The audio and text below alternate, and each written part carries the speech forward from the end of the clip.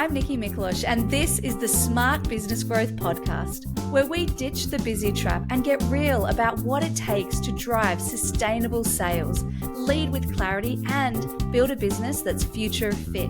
Let's dive straight into it.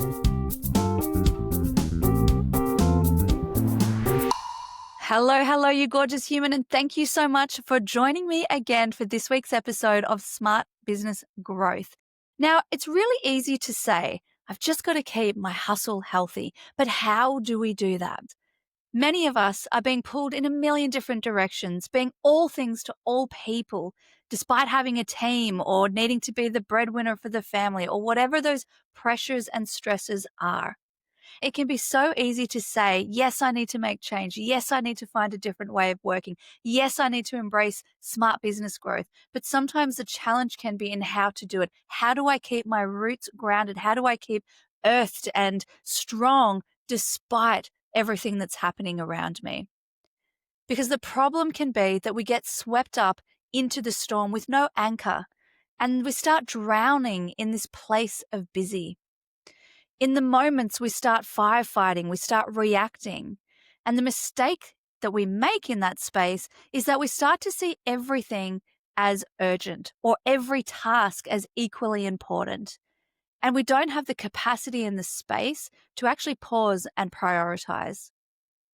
When we start to see that not all tasks, not all meetings, not all conversations are equal in terms of priorities, we can start to manage things a little bit differently. But when we're swept up in that chaos and we're worried about the anchor of our roots, it's really hard to get into that place. So we need a framework that can be that anchor, that can help you build the roots and ground those roots day to day over time. And that's where this healthy hustle framework comes into place. And I'm going to break it down for you here. So let me introduce you to this healthy hustle framework. Again, it could be sales framework, leadership framework, insert, because really this is about keeping our hustle healthy. And when we have a framework, it's kind of like the blueprint to make sure that we can stay grounded amongst all of the chaos. Imagine if we're looking at the inside of a tree and there's rings within the tree. There's 4 key rings that sit within each other, and that is what makes up this healthy hustle framework. So at the heart, at the core of those rings is really making sure that you're taking action with purpose. You don't want to confuse activity with performance.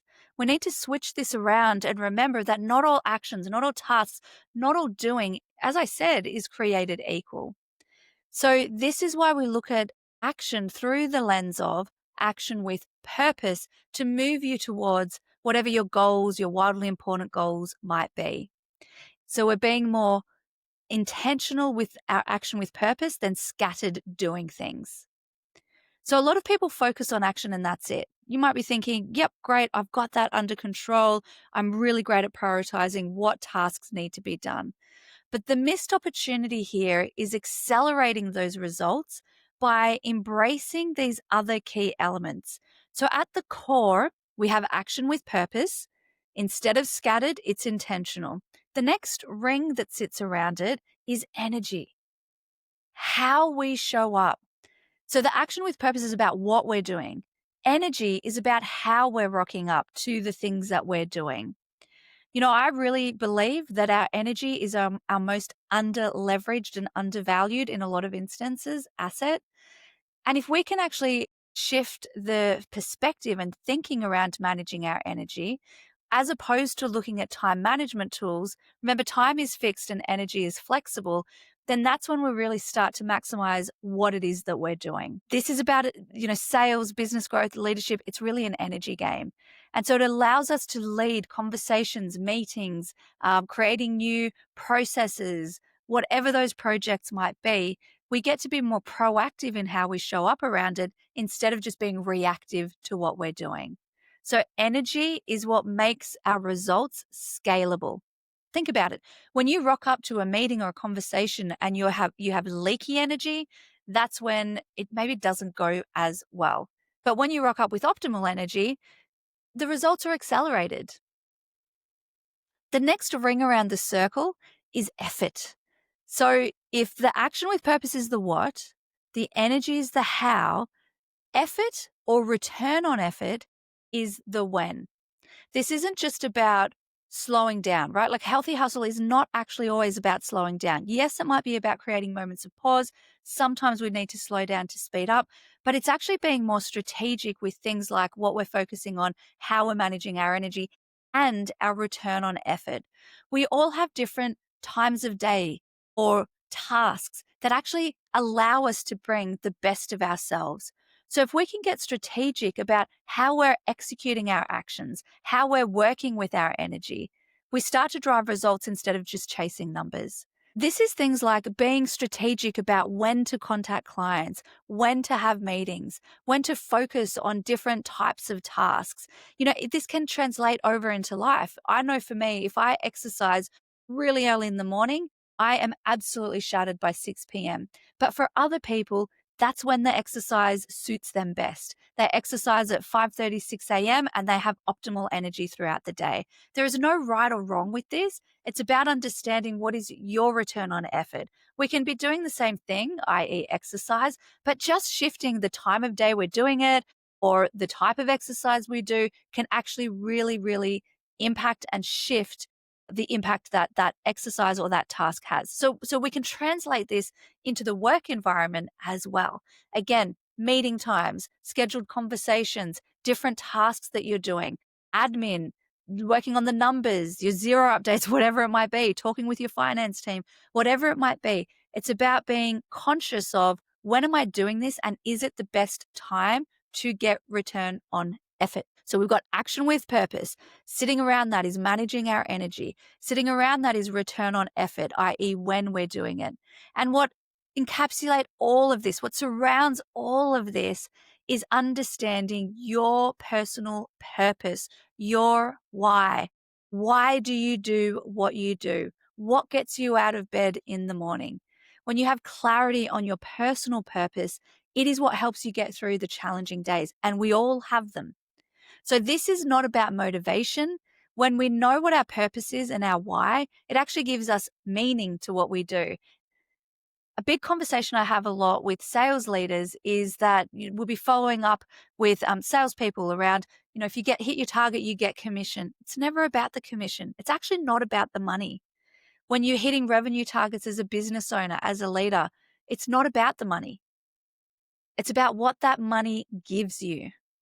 So when we start to shift the conversation from hitting this target to get commission or hitting this target to get money, moving that to we want to hit this target so you can go to Italy. We want to hit this target so you've got security for your family. Now, you might not say those words to your team, but you're thinking these things for yourself. And if you are a leader of a team, ask them, why does this stuff matter to them? Why do you and why do they get out of bed and come to work every day? A quick interruption to this podcast episode. I'm really curious, do you want to close more sales in less time? If the answer is yes, which I hope that it is, then you need to get your hands on the Growth Code. It is going to give you 3 proven frameworks and tools that will help future-proof your business and scale with clarity. All you have to do is head down to the show notes and click the link below. Different people will have different purposes, and it's not about one is good or the other is bad. Some might be really big picture. They want to make an impact. Others might be, I just want to come to work and get my money. And that's okay, because again, it's not about the money. It's about what the money gives them. So again, I'm looking at this from 2 angles. As a leader, as a business owner, and you have a team, how can you bring this conversation to your team members? But also for you, check in with this, because guaranteed it's on those hard days that actually knowing your purpose will get you out of bed and keep going.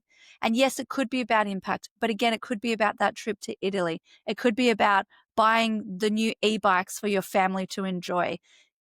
Okay, so no judgment about big, little, small. Also, it might change. Don't judge it. Just go with something that will mean something to you. Because when you're clear on your personal purpose or your why, you could even look at it as why. When you're clear on that, it's no longer about being motivated, because relying on motivation on its own can be very fickle. But when we see meaning in something, that's when motivation takes care of itself. So to recap, the healthy hustle framework to keep you grounded, you've got to get clear on what is your action with purpose. You then want to overlay optimal energy with that. You're then being strategic about your return on effort when you do said actions with purpose. And then you are connected instead of being disconnected to your why. You're connected to your why, even if it's your why for the next quarter, 6 months, or year. Or maybe it's bigger than that. That's up to you. When you have these 4 key areas in place, you will be grounded. You will have an anchor to come back to. No matter how much the wind, the chaos has you swaying in the wind, you will still come back and you will not break. Again, I encourage you to think about this for yourself. And then you can look at what's the conversation I can have with my team. Now give yourself a rating. For action with purpose, where would you rate yourself out of 10? Are you just actually focusing on busy and tasks that don't move you towards the dial? Or are you feeling like you're being more intentional with what you're doing and what you're focusing on? Rate yourself out of 10. 10 would be, yep, I'm really intentional with the tasks that I'm getting done. 1 would be, no, I am busy. I don't even know what I'm doing. I'm just focusing on the most urgent thing that comes in front of me. So rate yourself out of 10. Optimal energy. Where would you rate yourself out of 10? Do you feel like zapped? There's a difference between completely exhausted and zapped versus, yeah, I'm a bit tired. We get to the end of the day and say, I'm pretty exhausted. But you know that difference where you're really zapped, like to the bone? That would be a 1. 10 out of 10 is optimal energy. I can face whatever the day throws at me, even though it might not always be the best things that are being thrown at me. So where do you rate yourself out of 10? When we look at return on effort, being strategic about when you do your action with purpose, meetings, conversations, processes, are you actually being deliberate and considering when is the best time for me to do that task or that thing to get good return on effort? Is it being 10 out of 10 is deliberate, considered, actually conscious of that? 1 out of 10 would be, I haven't even thought of it. Don't even know. And then let's look at the final ring, the final layer that really encompasses all of this. Are you clear on your why? Even if it is a why for the quarter, a why for the year, doesn't have to be a massive big purpose. But do you feel connected to that why? Would be 10 out of 10. 10 out of 10 would be, yep, it's top of mind, it's relevant, it's always kind of there in the background. Whereas 1 out of 10 would be, no, I have not. Again, I haven't even thought about it. I'm completely disconnected to my why. So now when you look at your ratings, you've got a rating for action with purpose, a rating for energy, a rating for effort, and a rating for why, your purpose. What is the area that you want to celebrate? What's the highest rating that you got? And I really want you to acknowledge that and think about, how can I maintain this? Why is this working so well for me? And then look at your lowest score and maybe think about, what's one thing that I could do to really start to improve or increase the rating here? If you feel like you actually scored lower than 5 in many or all of them, don't beat yourself up about this. It probably is an indicator and feedback as to why things feel so chaotic. So actually, this is a good thing because you're aware now of 4 key areas that you can start to focus on to feel more grounded amongst the chaos. And if you got above 5 or above 6 and 7 in each of them, that is amazing. How can you maintain that? How do you keep rocking in all of those areas? So really what this comes down to is you're focusing on the what, the how, the when, and the why, but doing it in a way that means something to you and that really helps you, again, stay grounded. When you stay grounded and focused on these areas, that's when you can really achieve momentum. Have fun with this and be kind to yourself through this process, and I'll see you next week.